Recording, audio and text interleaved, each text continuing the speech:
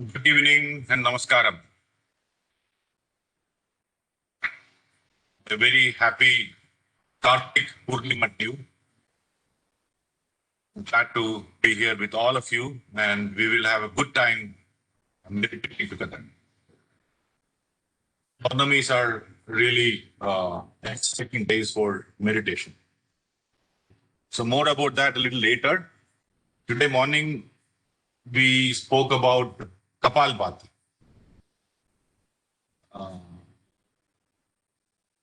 Many of you or most of you would have heard that word and probably practiced it also.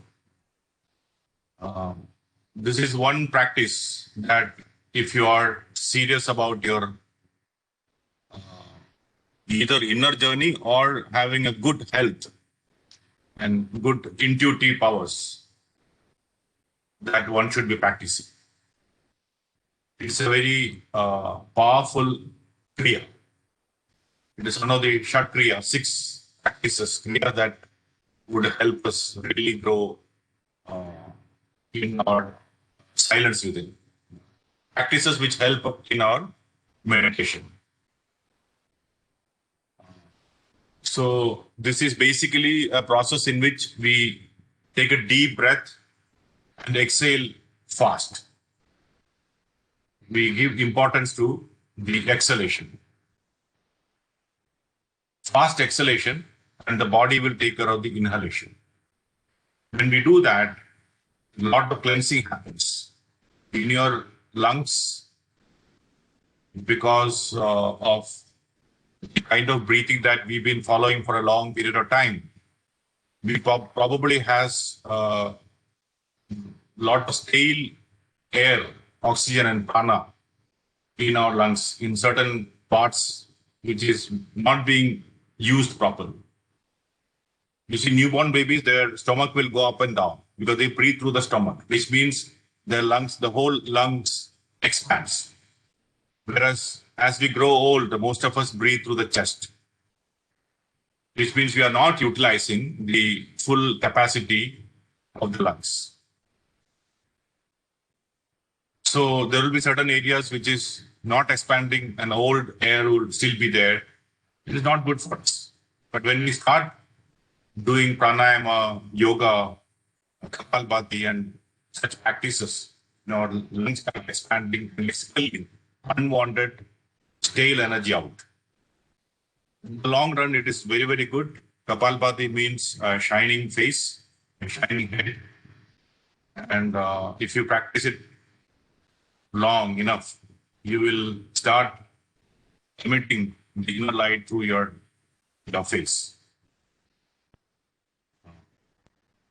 How long should we do? You start with a minute, and in a day, it will be really beautiful. You'll feel great if you can go up to 15 minutes continuously in a day. That's what you're looking for.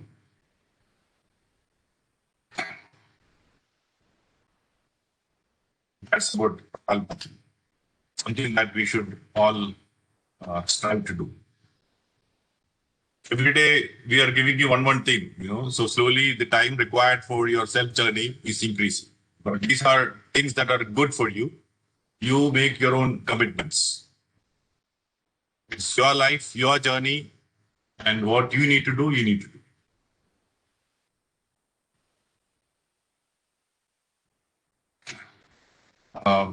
Take care of one question today.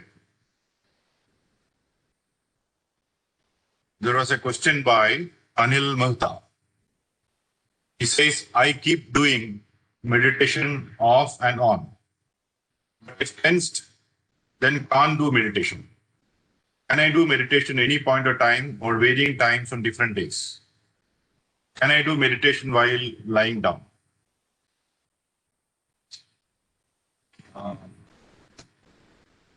I keep doing meditation off and on, which basically means for you, for anyone who has this question, you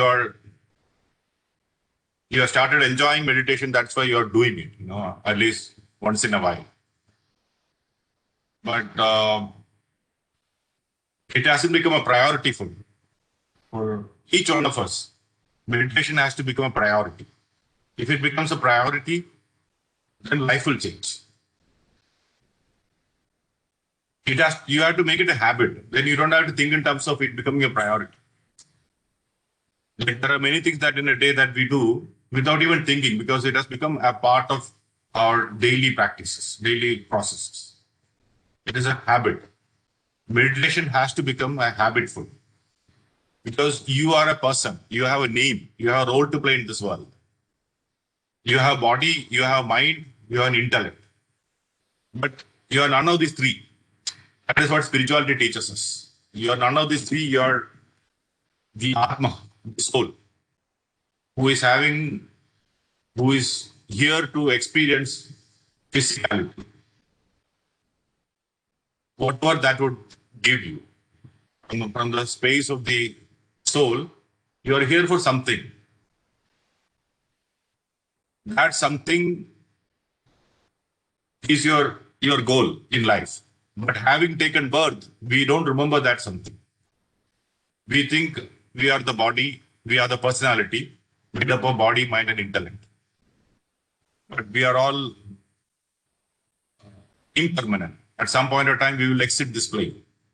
Leaving the body here, mind goes for a toss, intellect is left behind. The only thing that goes out is you, the real you, the Atma, the soul. So if we take care of the body daily, 3-4 times we take food, we feed it, we take care of the body, we exercise, we cleanse it, we put makeup on it. We do so many things to take care of the body. We also take care of the mind. We probably listen to music and good things that would make you happy. You also learn something, you take care of your intellect. So you are taking care of 3 things which are just your appendages, which are just a cover for you. You are not taking care of who you really are. If you've been meditating with us for the last 9 days, that means you are enjoying. If you don't enjoy, you will not come here. Why would you come here? If you came here, that means this has touched you. Meditation has touched you. And meditation is not for the physical body. It is not for the intellect. It is not for the mind. It is for you, the soul. That means you have started feeding you, the soul. And you, the soul, is enjoying. That's why you're coming back. So if this is the first time you are doing, and if this is not a habit for you, that means you are not feeding your soul on a regular basis. That tells us why challenges are there in your life. If you don't take food, and if you have trouble, if you go to a doctor, doctor will tell you have to take care of your body. That is why these challenges are there. The spirituality tells you the same thing. If you don't take care of you, the soul, then the life challenges will be there because you are not in tune with you, the soul. That is what spirituality is about. Spirituality is about the spirit, your spirit. We all have these 2 parts, a material part and a spiritual part. We take care of the material part well, the material world and the material body, mind, intellect complex. But the spiritual part, people who are happy, they do something to take care of their spiritual part. It can be as simple as, following their passion, following meditation, or following music. Passion. Passion is the earthings of the soul, which comes out in our physical life. Because everybody studies something, you also joined for that course. But the heart was with something else. So the soul wanted to go in that direction, but because you listened to the material world and the societal pushings, you went for this. And you're not happy. That's what happens in life. So you have to prioritize it. When you build a house, first foundation has to be correct. The foundation is good, life will be good. First, foundation has to be right. What is your foundation? You are the soul and you have body, mind, intellect. 3 things. None of these 3 are foundation for you. They are nashur. They are impermanent. Whatever you are building here is on top of you, the soul. So, can I do meditation once in a while? You can do. Suppose you want to learn guitar. Will you ask this question? This is not for Anil alone, I'm generally talking, So if you want to learn guitar, will you learn it only on Monday and then after 2 weeks? We don't do that. We do every day. If you are serious about that, if you really want, if you're passionate about it, then you would study, you would practice it every day. So you need to bring that passion in. You need to have this deep desire to know yourself. What is this thing that I am? When people die, they are still there. Whatever you used to see, they're still there, but they are immovable. There's no life within. What went out? That's the same thing that is within me, which will also go one day. So before it goes out, isn't it interesting to know what it is all about? So this is what the spiritual journey is all about. 99% of the people live a life. They make money, maybe they have name, fame, they have a role to play in the society. But the last person they know of is themselves.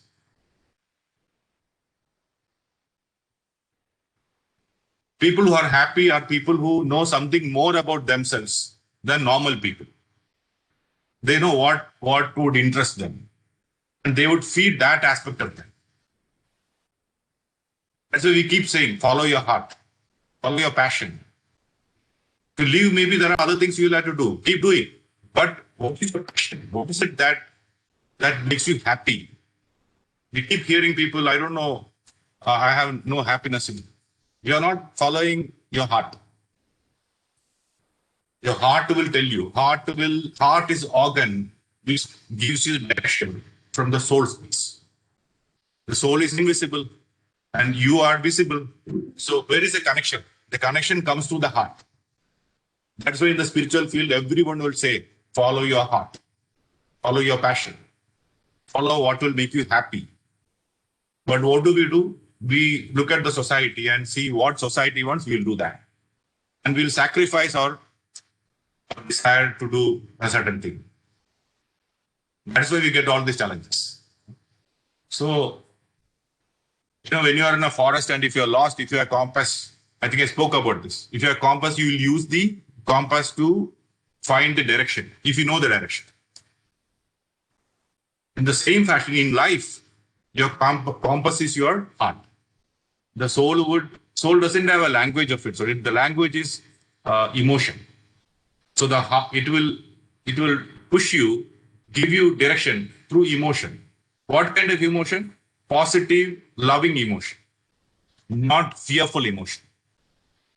So whenever you're doing something, whenever you're thinking about something, always check your heart. If the heart is happy, go for it. Don't think about what would the society would do or whether society approves it or not. Follow your heart.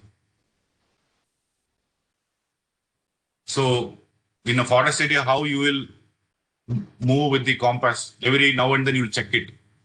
Same fashion, you need to check your heart.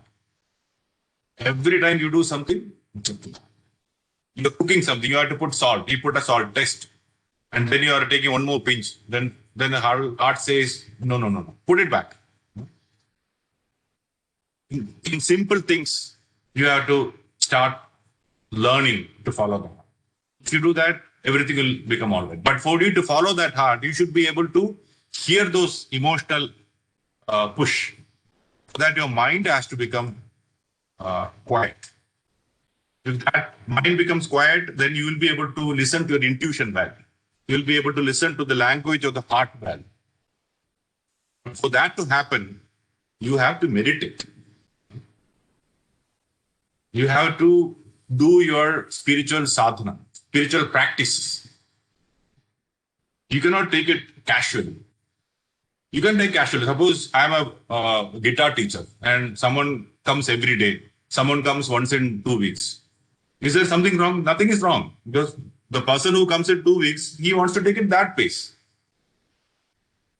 Right? So, and that is the benefit that you would get also. So, learn to make this a habit for you. You should, every day when you wake up, like there are many of you who are looking forward to tomorrow morning. We meet at 7 o'clock, half an hour we meditate together. Because this period is doing something to you. It is pushing you in a certain direction. And that is why you want to come. Every day when you wake up, are you looking forward to the time that you will spend with yourself? Some of you love doing yoga asanas. And when you wake up, you are waking up for that. Good. You are following your heart. In the same frame of mind, you should be able to look at meditation. And I do meditation by lying down. You can do meditation by lying down. But on basic thing about meditation is when you sit, when you meditate, you keep your spinal cord erect, perpendicular to the ground. That is the basic policy. But while I lying down, so when I sit and meditate, I observe my breath. When I lie down, can I observe my breath? You can observe your breath. Nobody is going to prevent you. But is that the correct way of doing it? It is not. When you go to learn guitar, teacher will ask you sit, he will make you sit in front, I'll teach you. When I go home, can I play guitar lying down? You can play. Who prevents you? But how deep is your desire? If you're thinking in terms of going on a stage and performing in front of people, lying down and practicing won't help you. If you're great, maybe it will help. Generally, it will not. So, whenever we learn something, learn its true nature, true characters. You have to learn it in its purity.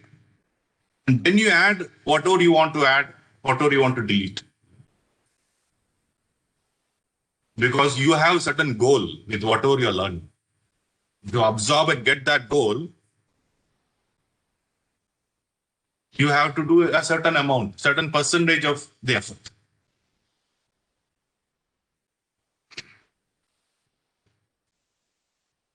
So suppose you're not well and you're lying down. Now it is not a good idea for me to tell you, sit up and meditate. So in such conditions, you do whatever is possible for you. But when we do our practices, you follow the correct procedure. Like for people who are immobile or maybe have certain difficulties, we also have chair yoga. Like we make people sit on a chair and make them do. And for them, that is all that is possible. But then we do it in a certain way, in such a way that it gives them the benefit of body movement, blood movement, flexibility. In their condition, whatever is possible. So whatever condition we are, go for the highest potential. Don't look at the lowest potential or average potential. People who start looking at spirituality are people who are at the last end of their earthly lifetimes. If everybody lives for 100 lifetimes, 100th lifetime, they become a Buddha, get enlightened and go, then maybe 90 to 100, they would start dabbling with spirituality. They would start learning about meditation, different kriyas, asanas, yoga, chanting, or everything that is connected with spirituality, they would start dabbling. Not in the first 10 lifetimes. That they are too busy learning to live, learning to make money, learning to find a person, learning to do something in life.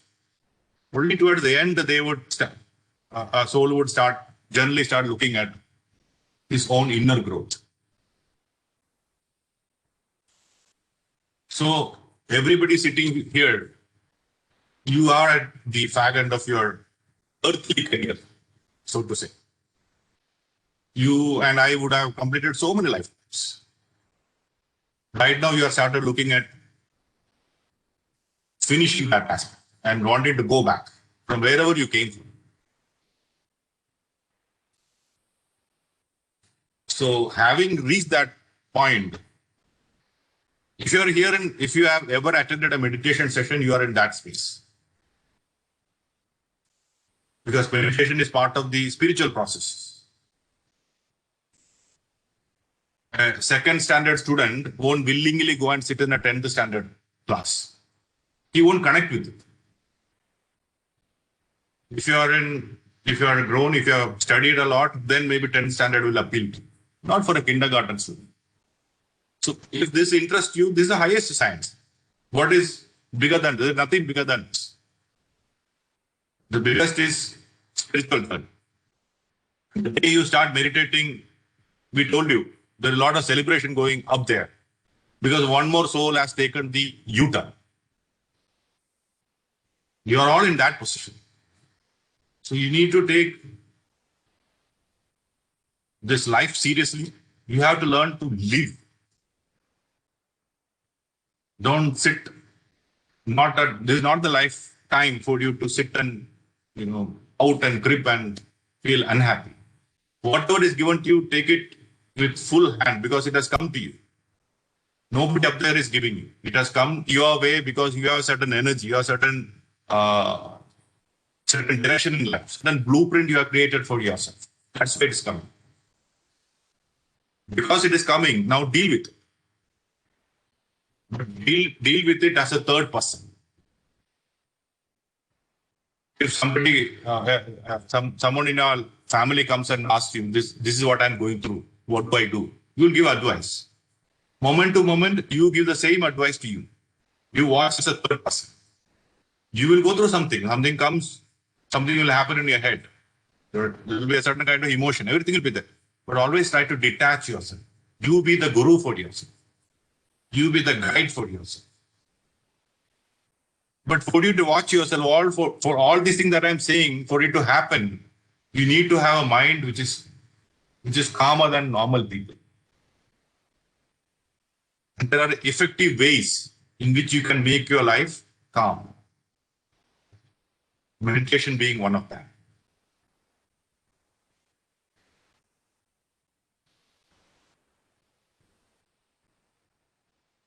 How much should I meditate? Every minute, 5 minutes, 5 minutes, good enough. It's all up to you. Find time. When we talk about some people, I have no time.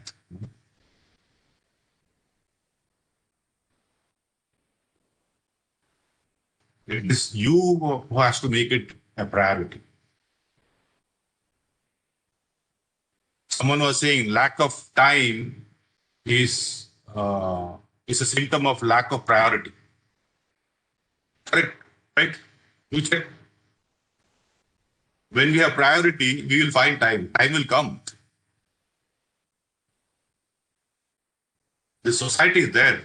This life that we'll deal is there. I'm not saying put your job, leave your family, and then go to the cave and start meditating. No, you have to do whatever you are doing, continue to do that. On the side, you have to take care of yourself. Most people are trying to take care of the world. The world will go on like this, with or without you.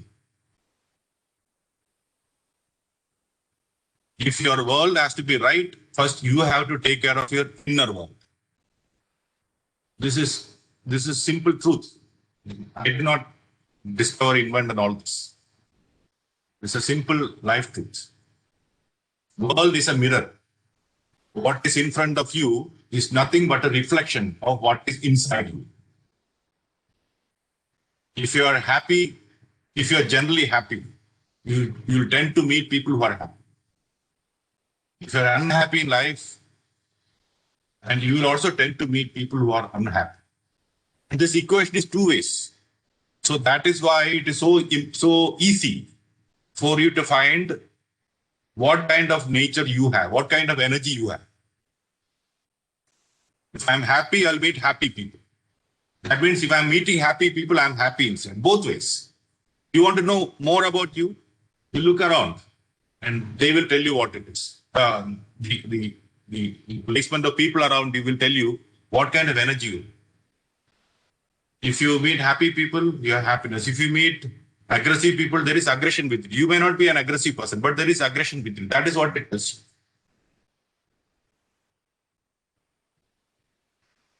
If you meet people who are jealous, And you say, I'm not a jealous person. Why in the world did you meet that person? Why in the world did that person come into your life? Law of attraction says like attracts like. Similar kind of energies will come and attract similar kind of energies. So take meditation and spiritual practices seriously. Give yourself certain time every day. Give yourself time. Your family is there, but tell them this time is my time.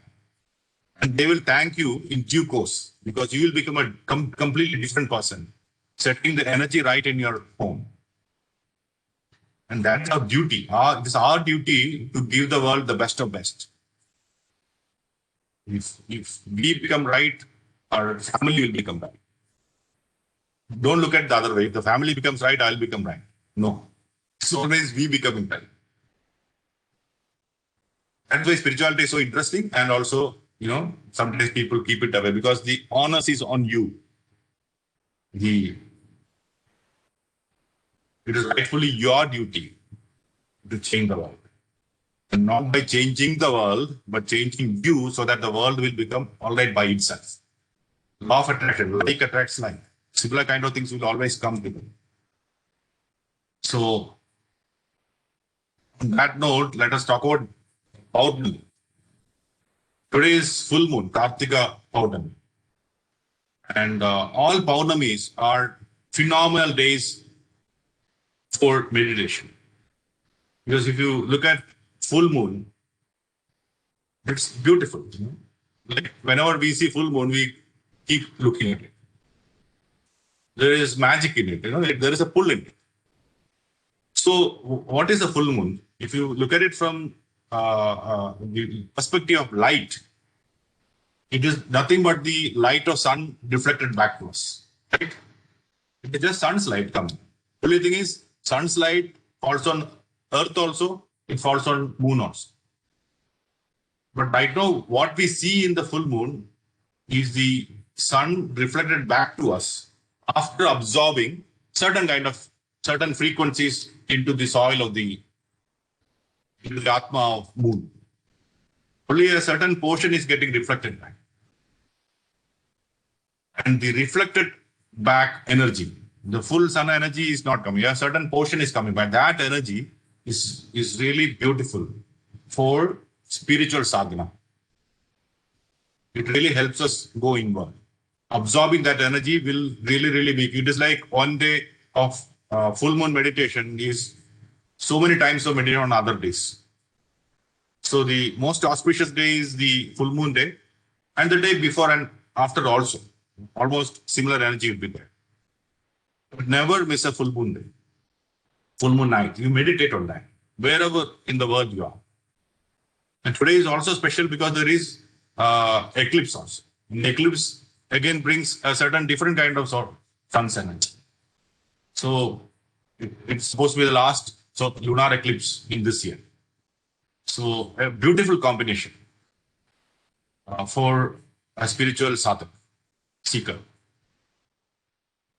And the second thing about a full moon is, when the tides in the ocean happen based on the moon.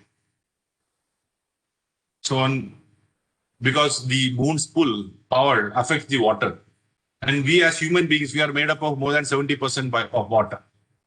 So there is a pull on us also. Knowingly or unknowingly, it is happening. So what do you mean by pull on us? The moon affects our emotions.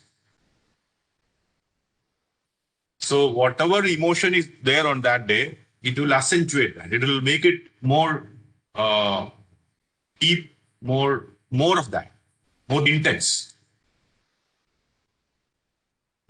So it is important to bring out the best of best out of you on that day. So that emotion will become more and more. So if you are on a spiritual journey, more or less on that day, you will be thinking about spirituality. I mean, spiritual activities and spiritually elevated, you will forcefully, consciously make yourself. So which is good for you. And when we meditate on that day, we are silencing our mind, allowing the full blast of the full moon to enter us. And whatever emotions that we have, whatever energy we have, it will get multiplied. And then after full moon, it doesn't go down because you already raised it to a certain level and it stay there. And so we start building on it month to month. That is the power of full moon. Affects emotions. You see all the poets, the stories. There is a lot of romantic stories written, woven around full moon. Whatever emotion that you have, that will get bigger and bigger. So make sure that you don't fight with your spouse on that day. If it happens, happens. But you consciously, instead of fighting, fall in love. All compassion, love, romance, affection, all the high qualities that you want to develop in you on those days, make a conscious effort. For you to know that, you need to know that it is a full moon.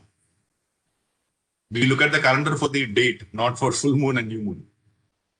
So this is a task for you. Tonight, find out more about Kartika Purnima and what it signifies. Now, don't tell me my parents never taught me this. That's okay. We have the ability to find. And the second task is for you to find what is the next Purnima that comes next month. It is a very, very important Purnima. Very auspicious one. Find out. So that you would remember, okay, that day I have to meditate. It has to become part of you. Teach your children. Now teach anybody who knows it. Now let us meditate. Meditate on the breath today, not on Atma Jyoti. Being a full moon night, let us go deep into a silent space, for which we would sit and meditate on our breath. And the third and last task for you, this is something that you can do today, is either during now meditation time or afterwards. Please get up, go to your terrace or your balcony or get out of the place where you are and watch full moon. Few minutes, you walk around with your family. Look at, I saw the moon, it's so beautiful. It's so appealing. So that is your last task for the day. Now let us meditate. We will meditate on the breath, and how we meditate on the breath is by observing the inhalation and exhalation without changing the rhythm of the breath. The normal breath we'll watch.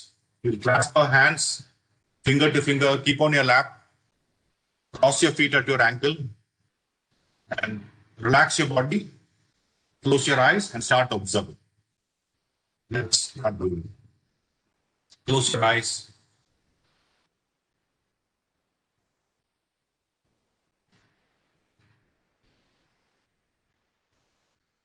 Close your eyes and start observing the normal, natural breath.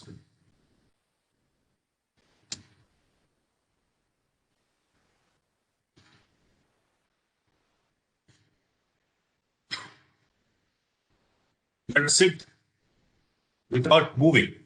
Adjust your body if you need to.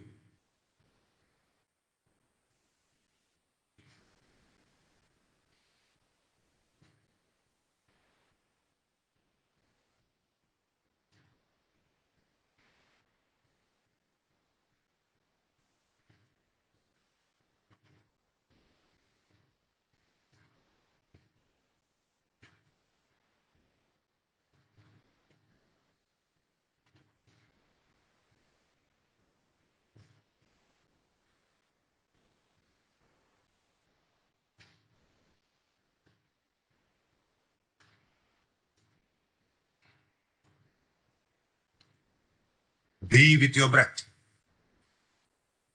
Observe each breath.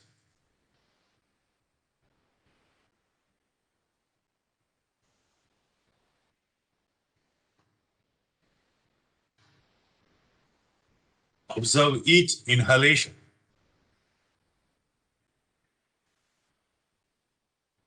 Each exhalation.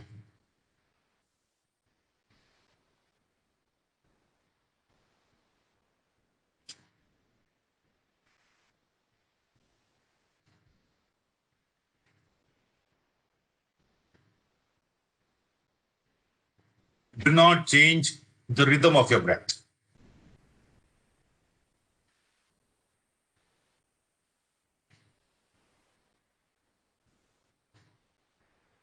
If your breath is long and slow, let it remain long and slow. If your breath is short and fast, let it remain short and fast.